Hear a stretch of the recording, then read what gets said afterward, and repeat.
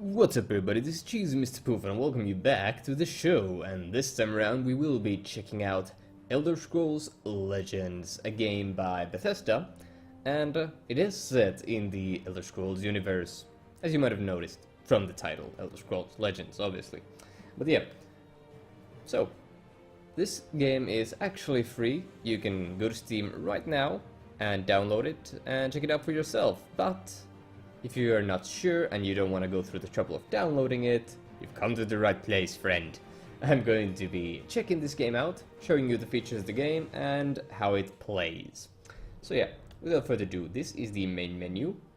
And here we have some modes. We have the solo arena and the versus arena, which are basically the same, except in this one you play against the AI and this one you play against actual people. But the arena is a mode where you create a deck on the fly to fight against other players and win great rewards. So yeah, you unlock this by completing one solo arena, and you unlock solo arena by unlocking the story chapter 14 and clearing that. So yeah, I haven't done that yet because this is a new account. I mean, this is my Steam account and I played this game when it was in closed beta on the Bethesda client account. And those are two different accounts, so I don't have all my progress, but I've gone through the intro already, so I'm level 5. So yeah, let's check out some of the stuff we have. In here we have these settings, video and audio. Fairly meager stuff, nothing too fancy. The forums, which are the forums. Here you have the glossary, where you get more information about the game. And let's actually take a look at that right now. You have the game terms, card anatomy? Yeah, there we go. Lane rules and card creation. So yeah, here we have the attributes. Now all the cards belong to some attribute, be it one of these, agility, endurance, intelligence, strength, willpower, or neutral, or maybe both of these, like willpower and strength. And now you get a little bit of an explanation here, like the agility outmaneuvers its foes with nimbleness and speed, endurance overwhelms the enemy with sheer size and staying power, intelligence relies on trickery and magic to defeat its foes, strength overpowers its enemies with brute force, willpower runs over its foes with strength of numbers. So yeah, you get quite a good gist of what the attributes are all about. And you can build a deck with only one attribute, or two attributes. And I'm not sure if you can do it with 3 attributes, but I'm only seeing 1 or 2 attribute decks. I might be wrong here. Anyway, and then you have all these other things like activation, support with activate abilities may be used once per turn. Most of these have a limited number of uses. And then there's the animals, which are creatures like beast, fish, mammoth, mud crabs, reptile, spider, and wolf. So if you have a card that interacts with animals, excuse me. If you have a card that interacts with animals, it's going to interact with these things. And then we have the card anatomy. So this is what a Elder Scrolls card looks like, at least a creature card. So it has the mana cost here. This is the unique gem, so your deck can only play one copy of a card that has a unique gem. You have the name here. You have the card type and creature type here. And the power here. And its health here. And here you get the text box where it tells you what the card actually does, and here's the attribute. Once more in the corner you also see it's purple, so it does belong to the endurance. I had to check it because I didn't remember all the colors. It's been a while since I played this game. And yeah, the last one but not least, the rarity right here. So there are 4 rarities. There's common, rare, epic, and legendary. Commons are gray, rares blue, epics are purple, and legendary orange. So yeah, that's what a card looks like. And here's some of the lane rules. Like there's the field lane, which is just a basic lane. The shadow lane makes your creatures go to cover when you first play them so they can't be attacked. But that's probably confusing since you have no idea what a lane is, but we'll get to there. We'll get there. There's also card creation. You can make cards from scratch with soul gems. And not obviously your own cards, but you can craft existing cards. Like, let's look at my collection here. Here we have all the cards that I have, and you get the strength, the intelligence, and the whatnots. And here we have dual attributes. This is a dual attribute card. And here we have neutrals. So you can put these in any deck. So you can play these in a strength and what's this, endurance? No, willpower. You can play these in strength, willpower, or maybe agility, endurance. Whatever you want. They're neutral. And this thing you can only play in the agility and endurance deck because it is multicolor or dual attribute, as they say. Now, once you right click it, you can soul trap it and destroy this card from your collection, and you get 100 soul gems. And it costs 400 soul gems to soul summon an extra copy of this card into your collection. So that's pretty fair and simple. Excuse me. And here we have the basic play mode. So you bring your best decks to battle against other players from around the world. And here we have practice, where you fight against AI opponents of 3 different difficulties. And here is the infamous story mode, and we're gonna take a look at that for last, probably. Here's where you go to open card packs that you unlock by buying it with gold or actual real life money. And here we have the profile. And here we see my avatar. I've chosen this one, a wood elf. And you can change your title here. I'm the Forgotten Hero, but you could be the Quick, the Smart, the Smuggler, the Strong, or anything else that you might have unlocked. And you just click on the avatar picture here, and you can switch from Wood Elf to whatever race you want. They're all here from the Elder Scrolls games. So if you, let's say, played a Nord in Skyrim, you can be Nord in Elder Scrolls Legends as well. Like I did here. Just switch it and it does not affect your playing experience at all, except you get this icon whenever you play. And then we have the store. Now the store has promotions. It sells event tickets when you've unlocked the story chapter 14. And it also sells you expansion stories. Like here we can have the triple bundle that includes all 3 acts of The Fall of the Dark Brotherhood for $19.99. Or just buy the first act for $7.99 or 1,000 gold. And it tells you that you're about to spend real life money. And then we have special offers if you don't want to spend too much money. So here we have the starter pack, which is the cheapest one. It's $4.99 for 10 core set packs, a unique title to display on your avatar, 3 playsets of exclusive premium art cards that you see here, and a bonus legendary. Now that's actually a pretty good value for your money, in my opinion. And yeah, there's also other stuff in here like the Madhouse collection or the Mad Prince pack, but we're not going to be taking a look at those that much. You can also just buy packs as packs. The cheapest one is buying 1 for 100 gold. The second one would be the 2 packs for $2.99, and the most expensive one, core set 60 packs plus a bonus legendary and 2 bonus premium legendaries for $69.99. That's a lot of money, but they give you a guaranteed 3 legendaries, 2 of which are premium. I don't know what that has to do with anything. I think it's just alternate art, or premium, as you can only obtain them from these special offers, maybe. So it's actually pretty cool in my opinion. And let's go back. So I've shown you some of the basic stuff, so let's actually go into a match of Elder Scrolls Legends, and let's pick one of these decks. This is the very first deck you get when you get the game and play for free, the Band of Survivors. So it's fairly simple stuff, so we might as well go with the simpler deck against an adept opponent, because I trust in my skills. I trust in my skills. And it says locating an opponent, but it's actually just AI, so don't worry. Small-time swindlers. Okay, here we see the game board, and here we have our opening hand. So we can toss anything we don't want currently, like this. I'm probably gonna keep the Rihad Battle Mage because it's 3-drop. Yeah, and then press redraw. And we get a new card, and that's actually a lot better. And we are going first, because we have 1 Magicka currently. And yeah, you keep getting Magicka as the game progresses. On your second turn, you'll have 2, and so forth. you'll keep gaining 1 per turn, unless you have spells that give you more Magicka. And if you go second, you get this thing, the Ring of Magicka, which has 3 uses, so you can use 3 times.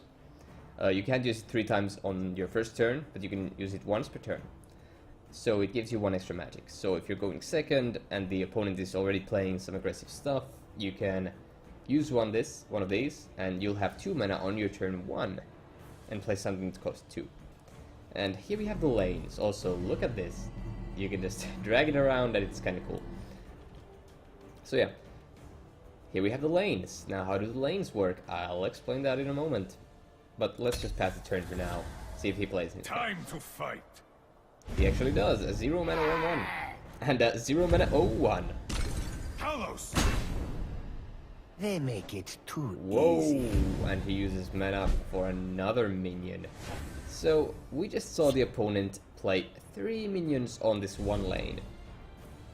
Now, one of these minions had charge, which lets him attack, obviously, right away.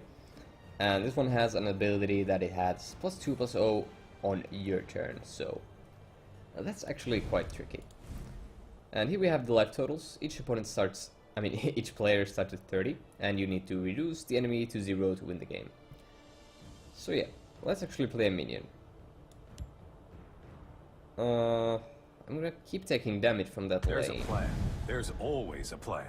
But we gotta do something. So yeah, this is just the field lane, so no special rules here, but the right lane is the shadow lane, and when you play a creature in the shadow lane, it gains cover and can't be attacked for 1 turn. And yeah, we've used all our mana for the turn, and nothing else to do, so we just pass the turn. Okay, he did a trade, and he goes for my face. As you see here, it has a special ability, which is Pilfer. So, it's a bonus effect when it damages the opponent, and this one happens to be +1/+1. So if he keeps hitting me, he's going to keep getting stronger and stronger. And we don't want that happening, though. So, +0/+3 and guard while equipped with an item. So, this could be potentially very good for us if it doesn't die. So, I'm gonna play this Into the fray. into the same lane. Now, he can just trade here and kill it, but then he will have nothing. And I have more cards in hand at the moment. And you see these little runes here? So, when I lose enough health, so it goes over the rune, it pops and I draw a card. And if the card I drew has the keyword prophecy, I get to play it right away without paying its mana cost. So that's awesome. So that's the reason you probably don't want to go too aggressive sometimes, because your opponent is not going to be left behind. He's going to keep drawing cards, and he could have prophecies. So if you're too aggressive, you might get hosed by the prophecies and the card advantage that comes with the runes. It's a very balanced system in my opinion, and I really like it. And up here, we see the battle log. So this is what has been going on during the game. And whenever we do something, it shows up here. And we just pass the turn here. So uses more mana from Murkwater Shaman. At the start of your turn, put a curse into your hand, so he's going to be getting cards. Also, you noticed that he attacked us. And this thing broke. So we drew a card. Which is pretty good, in my opinion. So yeah, we didn't get a prophecy, otherwise we could have played it, but that's fine. We have way more cards than he has, but he has some strong stuff on the board, but now we're about to change that with this thing. The Heavy Battle Axe, which is an item, and we can equip the item onto a creature, and this one has a special ability that says +3/+0 and guard while equipped with an item, and we're going to give him an item. So now he is a 7/7 with guard, and we can just kill this thing here. Leaves us with a 7/3, which is not super good, but it's fine for now. So we pass the turn and see what he has for us now. More goblins. And a curse, giving a creature -2, -1, -1. So as you can see there, we lost another rune, but we have way more cards in hand. He has only 1. but his board presence is pretty scary. So this could destroy a support, but he does not have any support. Supports are cards that show up here, next to your avatar. Also, about the avatar, Nicely done. you can emote, and there's a different voice actor for every hero. Fortune favor me. Okay, this is a bit scary, Friendly creatures have +0/+1, that sounds really good. But we can't play it yet because we need to contest his board somehow, so we're gonna play the Imperial Legionnaire. Awaiting your command. And I feel like we could play double Scuttler on the other lane. And pass the turn. Let's see what he has now. Over here, this way. Okay, he's finally played a support card, but he's using another curse. It's very bad for us. Okay, we draw another card. We're getting really low here, so this is actually pretty Time to bonkers. fight. It's a really Attack. aggressive deck he's running here, with the strength and agility. Oh, this time we drew a prophecy card, but we didn't draw it off one of the rooms, so it does not trigger. So yeah, let's look at this. Summon. All field lanes become shadow lanes. That's weird. Friendly creatures have +1/+0. Okay, that's really aggressive, and we need to find a way to deal with that. Fireball deals 1 damage to all enemies, so that's actually a good card to use, but this one deals 1 damage to all enemy creatures in this lane. So I feel tempted to play the Grahtwood Ambusher, because this one gives us a minion as well as kills some things. So we're going to do that. There is plenty for all. And then we're going to...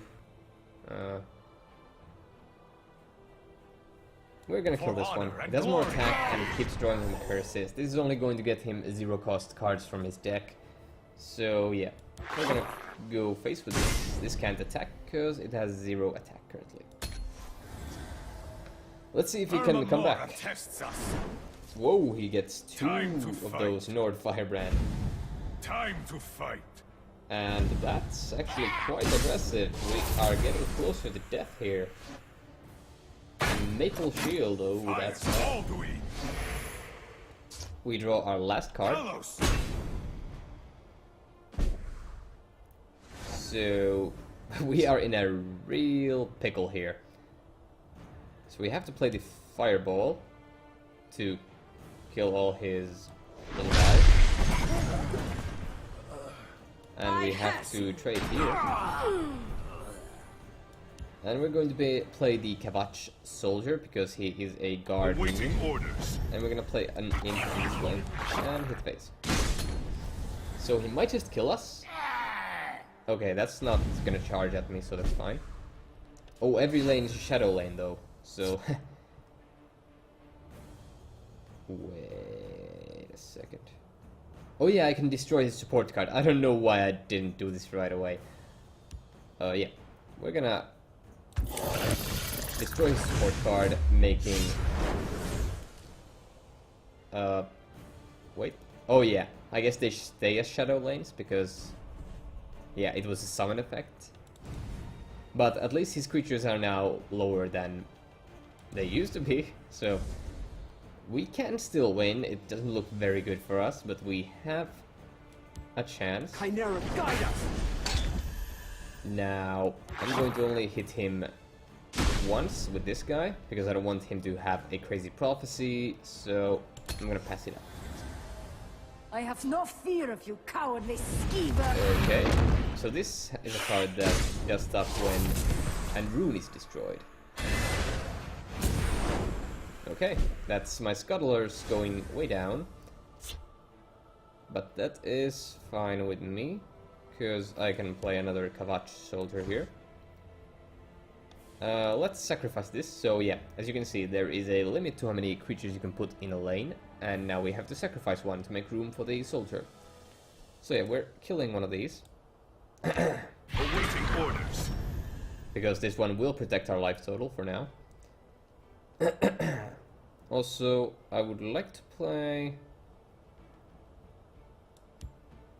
the Sunhold Medic Tell me your injuries. and give it some more health, so it's less likely to die. And then I'll apply some pressure of my own with the White Grunge. And we kill this thing. And keep it cool for now with Don't worry, the I've got Gerald this. Forager. And we pass it to it. Okay, that's just a Murkwater Goblin, not that scary. So the Fiery Imp could destroy something here.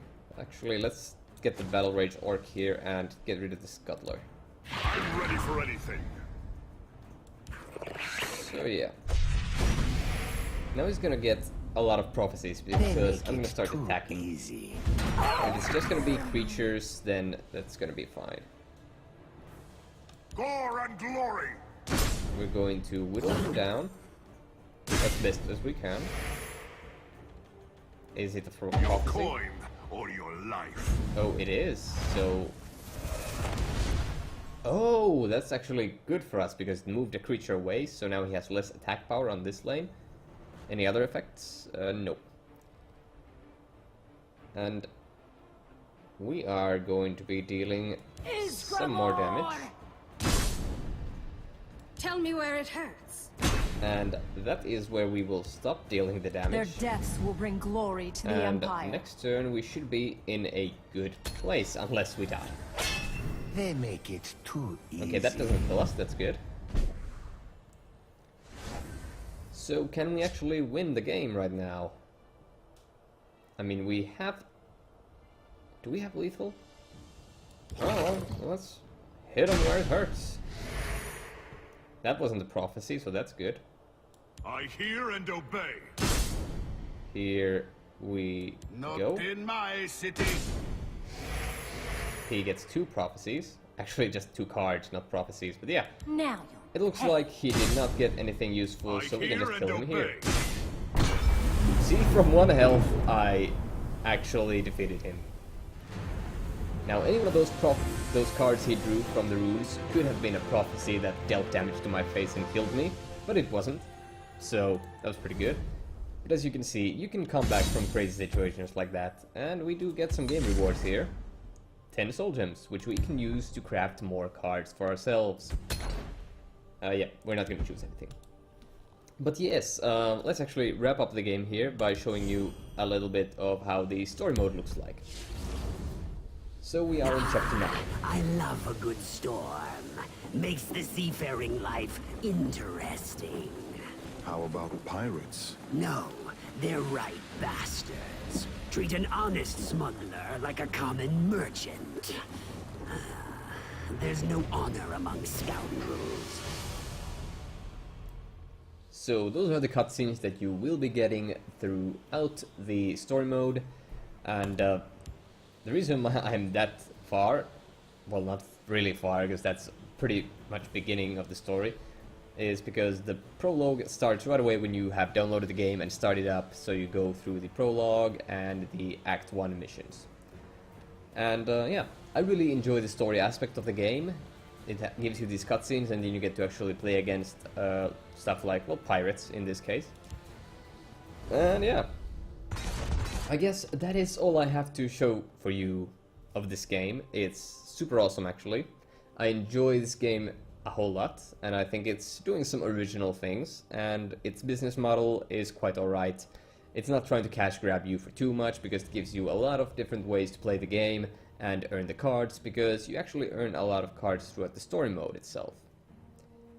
And yeah, that has been it for this episode of Checking Out. I hope you enjoyed it. I enjoyed making it. And yeah, if you want to see more videos similar to this one, subscribe on the channel, like this video, drop a comment down below if you have something to say, and yeah, I hope you have a wonderful day, and I'll see you on the next one.